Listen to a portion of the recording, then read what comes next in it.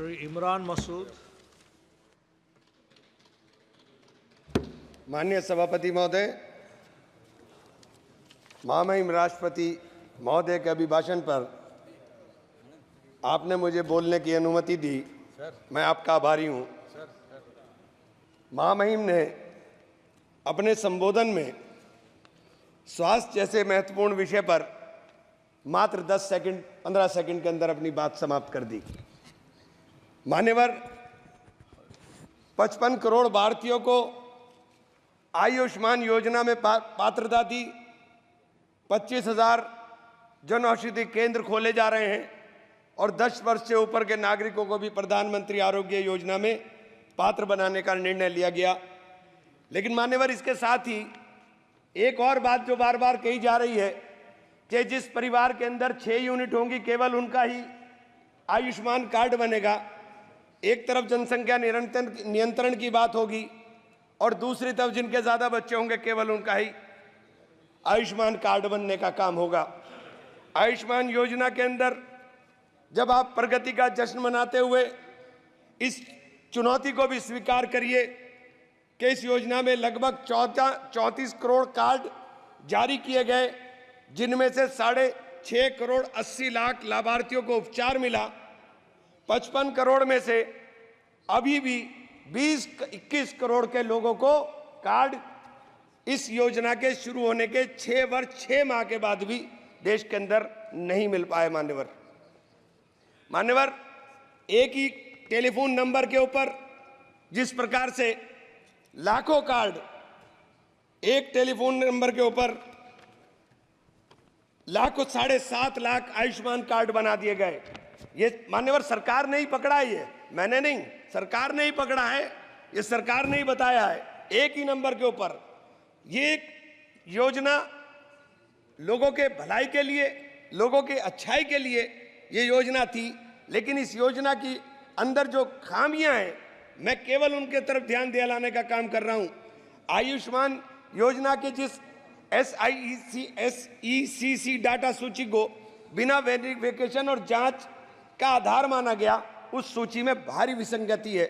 100 करोड़ रुपए की प्रॉपर्टी वालों के आयुष्मान बन गए, अल्पसंख्यकों के, दलितों के, आदिवासियों के और पिछड़ों के जो गरीब परिवार हैं उनके कार्ड नहीं बन पाए। मान्यवर, मैं ये बात आपसे कहना चाहता हूं। मान्यवर, मैं ये बात आयुष्मान योजना के ऑडिट में भी कैग ने गंभीर अनियमितताएं पाई थी। माननीय अध्यक्ष जी, हेल्थ सर्विसेज हमारे देश के लिए, चूंकि जिस देश का नौजवान स्वस्थ होगा, जिस देश का नौजवान स्वस्थ होकर के काम करेगा, वही देश तरक्की करेगा। स्वास्थ्य के ऊपर जब आप बात करते हैं कि हमने 315 मेडिकल कॉलेज नए बना दिए, लेकिन उन मेडिकल कॉलेज के अंदर क्या मानकों के अनुरूप आपने जो उपकरण है उनको उपलब्ध कराने का काम किया, या उन मानकों के अनुरूप आपने डॉक्टर उपलब्ध कराने का काम किया?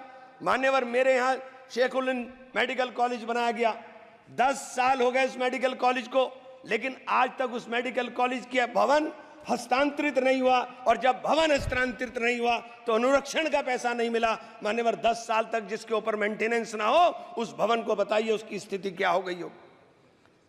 मेडिकल कॉलेज बना दिया है, लेकिन मेडिकल कॉलेज के अंदर डॉक्टर नहीं है, एक भी सुपर स्पेशलिटी विभाग नहीं है।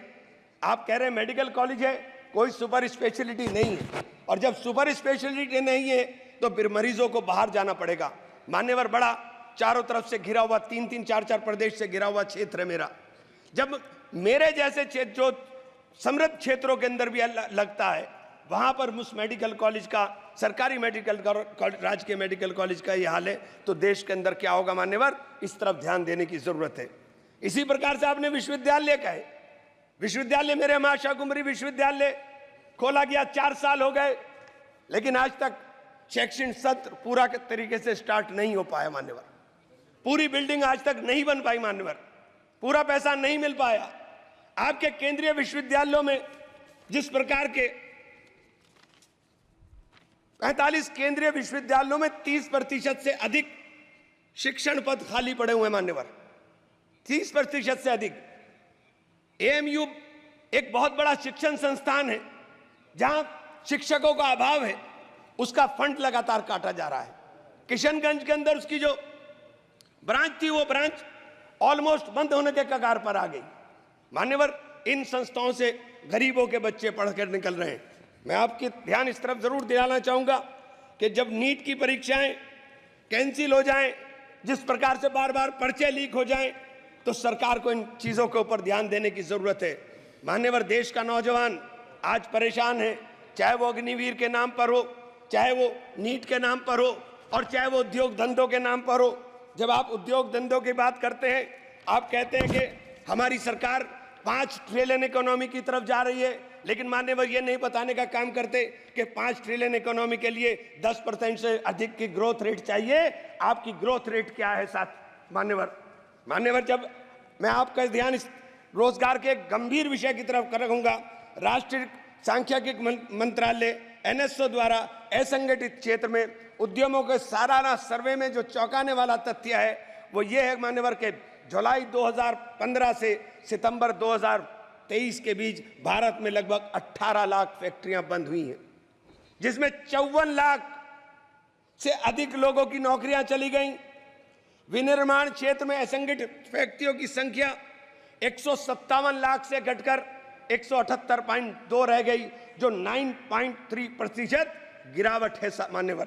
मान्यवर, ये छोटी छोटी जो फैक्ट्री हैं, ये असंगठित क्षेत्र के उद्यम थे। इन असंगठित क्षेत्र के अंदर कुल 10,96,00,000 लोग काम कर रहे हैं। मान्यवर, ये सरकार के आंकड़े हैं।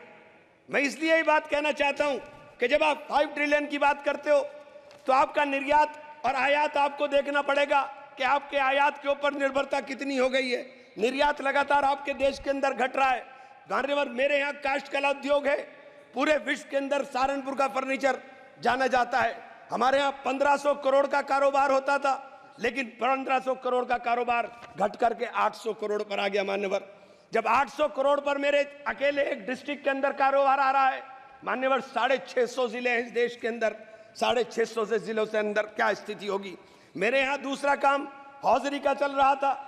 हौजरी का भी पूरा का पूरा देश के अंदर हमारी यहाँ से सप्लाई होती है, लेकिन हौजरी के उद्योग के लिए हमारे यहाँ किसी प्रकार का कोई नहीं। अगर टेक्सटाइल पार्क, मान्यवर मेरी मेडन स्पीच है और आपसे अनुरोध है कि मुझे कम से कम 5 मिनट दे दे, कम से कम। मान्यवर, टेक्सटाइल और गारमेंट पार्क हमारे यहाँ अगर बनाए जाएंगे तो इनमें 2.5 लाख लोग रोजगार के अंदर लगे हैं। इन लोगों को रोजगार मिलने का काम होगा।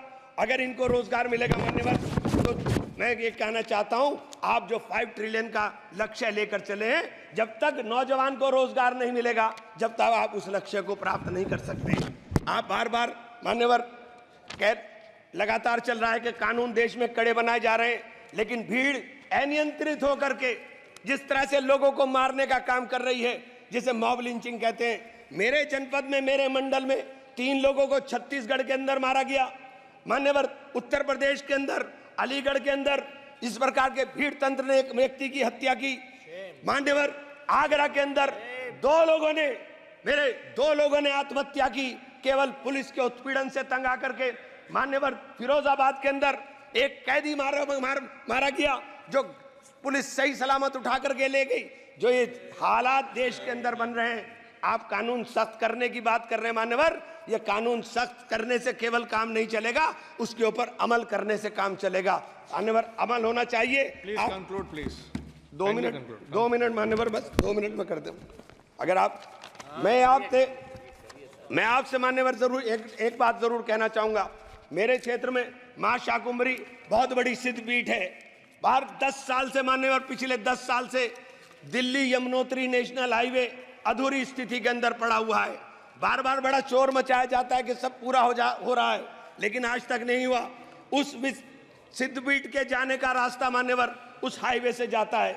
अगर मान्यवर इसी योजना के अंदर उसको शामिल कर लिया जाए कि हमारी सिद्धपीठ के ऊपर जाने वाले श्रद्धालुओं को रास्ता सही मिल जाए, तो मान्यवर लाखों लोग उधर जाने का काम करते हैं। मेरे शहर के अंदर, सहारनपुर शहर के अंदर मान्यवर एक एलिवेटेड हाईवे की आवश्यकता सबसे ज्यादा थी। मैंने आपके माध्यम से अनुरोध करना चाहता हूं कि हम लोग जीत कर आए हैं, लोगों ने बड़ी उम्मीदों के साथ जीता है और मुझे तो कहा था रघुकुल रीत सदा चली आई, प्राण जाए पर वचन न जाए। जिन लोगों ने मुझसे वचन लेकर के जीत का वादा किया था, मान्यवर मेरी भी जिम्मेदारी है, मैं आपसे हाथ जोड़कर विनती करता हूं, मान्यवर सरकार को कहें कि हमारे